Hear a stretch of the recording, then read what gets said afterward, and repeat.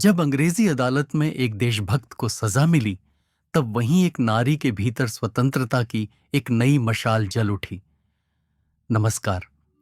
आज प्रस्तुत है हिंदी साहित्य के महान कथाकार मुंशी प्रेमचंद जी की संवेदनशील और प्रेरणादायक कहानी अनुभव। आइए इस प्रेरक कहानी की ओर बढ़ते हैं। प्रियतम को 1 वर्ष की सजा हो गई और अपराध केवल इतना था कि 3 दिन पहले जेठ की तपती दोपहरी में उन्होंने राष्ट्र के कई सेवकों का शरबत पान से सत्कार किया था।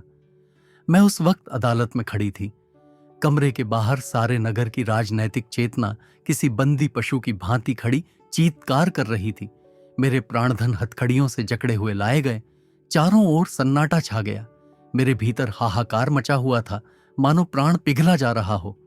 आवेश की लहरें से उठकर समस्त शरीर को रोमांचित किए देती थीं। ओह, इतना गर्व मुझे कभी नहीं हुआ था। वह अदालत, कुर्सी पर बैठा हुआ अंग्रेज अफसर, लाल जरीदार पगड़ियां बांधे हुए पुलिस के कर्मचारी, सब मेरी आंखों में तुच्छ जान पड़ते थे। बार बार जी में आता था दौड़कर जीवन धन के चरणों में लिपट जाऊं और उसी दशा में प्राण त्याग दूं। कितनी शांत, अविचलित, तेज और स्वाभिमान से प्रदीप्त मूर्ति थी।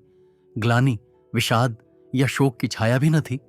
नहीं, उन ओठों पर एक स्फूर्ति से भरी हुई मनोहारिणी ओजस्वी मुस्कान थी। इस अपराध के लिए 1 वर्ष का कठिन कारावास, वाह रे न्याय, तेरी बलिहारी है। मैं ऐसे 1000 अपराध करने को तैयार थी। प्राणनाथ ने चलते समय एक बार मेरी ओर देखा, कुछ मुस्कुराए, फिर उनकी मुद्रा कठोर हो गई। अदालत से लौटकर मैंने 5 रुपए की मिठाई मंगवाई और स्वयं सेवकों को बुलाकर खिलाया। और संध्या समय मैं पहली बार कांग्रेस के जलसे में शरीक हुई। शरीक ही नहीं हुई, मंच पर जाकर बोली और सत्याग्रह की प्रतिज्ञा ले ली। मेरी आत्मा में इतनी शक्ति कहां से आ गई, नहीं कह सकती। सर्वस्व लुट जाने के बाद फिर किसकी शंका और किसका डर। विधाता का कठोर से कठोर आघात भी अब मेरा क्या अहित कर सकता था। दूसरे दिन मैंने 2 तार दिए, एक पिताजी को, दूसरा ससुर जी को। ससुर जी पेंशन पाते थे, पिताजी जंगल के महकमे में अच्छे पद पर थे। पर सारा दिन गुजर गया, तार का जवाब नदारद। दूसरे दिन भी कोई जवाब नहीं। तीसरे दिन दोनों महाशयों के पत्र आए। दोनों जामे से बाहर थे। ससुर जी ने लिखा, आशा थी तुम लोग बुढ़ापे में मेरा पालन करोगे। तुमने उस आशा पर पानी फेर दिया। क्या अब चाहती हो मैं भिक्षा मांगू? मैं सरकार से पेंशन पाता हूं। तुम्हें आश्रय देकर मैं अपनी पेंशन से हाथ नहीं धो सकता। पिताजी के शब्द इतने कठोर न थे, पर भाव लगभग ऐसा ही था। इसी साल उन्हें ग्रेड मिलने वाला था। वह मुझे बुलाएंगे तो संभव है ग्रेड से वंचित होना पड़े। हां, वह मेरी सहायता मौखिक रूप से करने को तैयार थे। मैंने दोनों पत्र फाड़कर फेंक दिए और उन्हें कोई पत्र न लिखा। हां स्वार्थ, तेरी माया कितनी प्रबल है। अपना ही पिता केवल स्वार्थ में बाधा पड़ने के भय से लड़की की तरफ से इतना निर्दय हो जाए। अपना ससुर अपनी बहू की ओर से इतना उदासीन हो जाए। मगर अभी मेरी उम्र ही क्या है? अभी तो सारी दुनिया देखने को पड़ी है। अब तक मैं अपने विषय में निश्चिंत थी, लेकिन अब यह नई चिंता सवार हुई। इस निर्जन घर में निराधार, निराश्रय कैसे रहूंगी? मगर जाऊंगी कहां? अगर कोई मर्द होती तो कांग्रेस के आश्रम में चली जाती या कोई मजूरी कर लेती। मेरे पैरों में नारीत्व की बेड़ियां पड़ी हुई थीं। अपनी रक्षा की इतनी चिंता न थी जितनी अपने नारीत्व की रक्षा की। अपनी जान की फिक्र न थी, पर नारीत्व की ओर किसी की आंख भी न उठनी चाहिए। किसी की आहट पाकर मैंने नीचे देखा। 2 आदमी खड़े थे। जी में आया, पूछूं तुम कौन हो, यहां क्यों खड़े हो? मगर फिर ख्याल आया, मुझे ये पूछने का क्या हक? आम रास्ता है, जिसका जी चाहे खड़ा हो। पर मुझे खटका हो गया। उस शंका को किसी तरह दिल से ना निकाल सकती थी। वह एक चिंगारी की भांति हृदय के अंदर समा गई थी। गर्मी से देह फूंकी जाती थी। पर मैंने कमरे का द्वार भीतर से बंद कर लिया। घर में एक बड़ा सा चाकू था, उसे निकालकर सिरहाने रख लिया। वह शंका सामने बैठी घूरती हुई मालूम होती थी।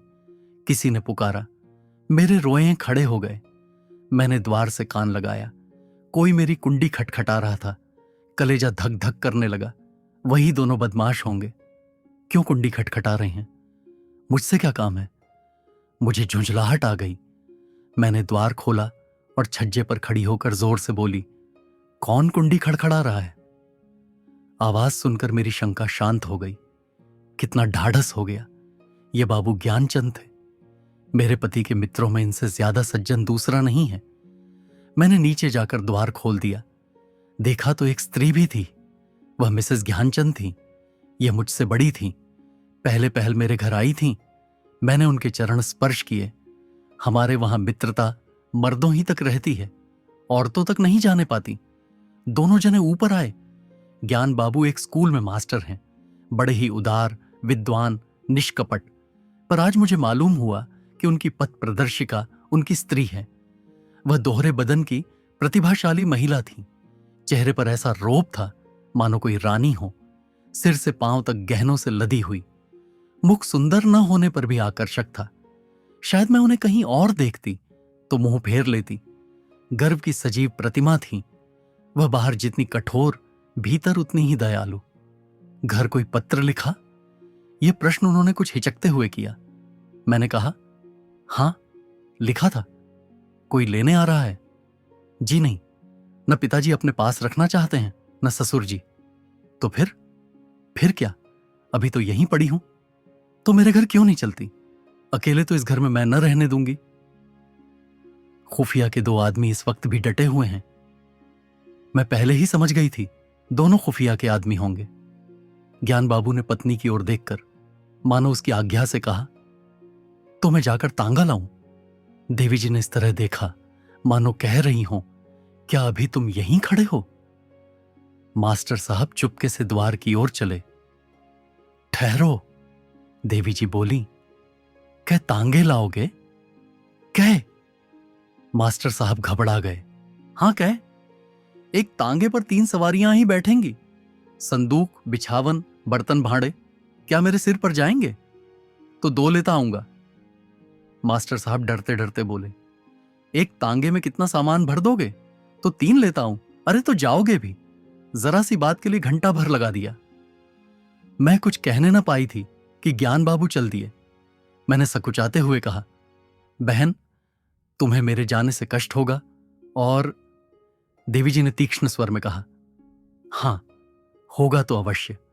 तुम दोनों जून में 2-3 पांव भर आटा खाओगी, कमरे के एक कोने में अड्डा जमा लोगी, सिर में आने का तेल डालोगी। ये क्या थोड़ा कष्ट है? मैंने झेंपते हुए कहा, आप तो बना रही हैं। देवी जी ने सहृदय भाव से मेरा कंधा पकड़कर कहा, जब तुम्हारे बाबूजी लौट आवें तो मुझे भी अपने घर मेहमान रख लेना। मेरा घाटा पूरा हो जाएगा। अब तो राजी हुई। चलो असबाब बांधो, खाट वाट कल मंगवा लेंगे। मैंने ऐसी हृदय, उदार, मीठी बातें करने वाली स्त्री नहीं देखी। मैं उनकी छोटी बहन होती तो भी शायद इससे अच्छी तरह न रखती। चिंता या क्रोध को तो जैसे उन्होंने जीत लिया हो। सदैव उनके मुख पर मधुर विनोद खेला करता था। कोई लड़का बाला न था, पर मैंने उन्हें कभी दुखी नहीं देखा। ऊपर के काम के लिए लौंडा रख लिया था, भीतर का सारा काम खुद करती। इतना कम खाकर और इतनी मेहनत करके वह कैसे इतनी हृष्ट पुष्ट थीं, मैं नहीं कह सकती। विश्राम तो जैसे उनके भाग्य में ही नहीं लिखा था। जेठ की दोपहरी में भी न लेटती थीं। हां, मुझे कुछ न करने देती। उस पर जब देखो कुछ खिलाने को सिर पर सवार। मुझे यहां बस यही एक तकलीफ थी। मगर 8 ही दिन गुजरे थे कि एक दिन मैंने उन्हीं दोनों खुफियों को नीचे बैठा देखा। मेरा माथा ठनका। ये अभागे यहां भी मेरे पीछे पड़े हैं। मैंने तुरंत बहन जी से कहा, वे दोनों बदमाश यहां भी मंडरा रहे हैं। उन्होंने हिकारत से कहा, कुत्ते हैं, फिरने दो। मैं चिंतित होकर बोली, कोई स्वांग न खड़ा करें। उसी बेपरवाही से बोली, भूखने के सिवा और क्या कर सकते हैं? मैंने कहा, काट भी तो सकते हैं। हंसकर बोली, इसके डर से कोई भाग तो नहीं जाता ना? मगर मेरी दाल में मक्खी पड़ गई। बार बार छज्जे पर जाकर उन्हें टहलते देख आती। ये सब मेरे पीछे पड़े हुए हैं। आखिर मैं नौकरशाही का क्या बिगाड़ सकती हूं? मेरी सामर्थ्य ही क्या है? क्या यह सब इस तरह से मुझे यहां से भगाने पर तुले हैं? इससे उन्हें क्या मिलेगा? यही तो कि मैं मारी मारी फिरूं। कितनी नीची तबीयत है। 1 हफ्ता और गुजर गया। खुफिया ने पिंड न छोड़ा। मेरे प्राण सूखते जाते थे। ऐसी दशा में यहां रहना मुझे अनुचित मालूम होता था। पर देवी जी से कुछ कह न सकती थी। एक दिन शाम को ज्ञान बाबू आए तो घबराए हुए थे। मैं बरामदे में थी, परवल छील रही थी। ज्ञान बाबू ने कमरे में जाकर देवी जी को इशारे से बुलाया। अगर आपको यह कहानी पसंद आई हो तो वीडियो को लाइक करें और चैनल को सब्सक्राइब करना न भूलें। धन्यवाद।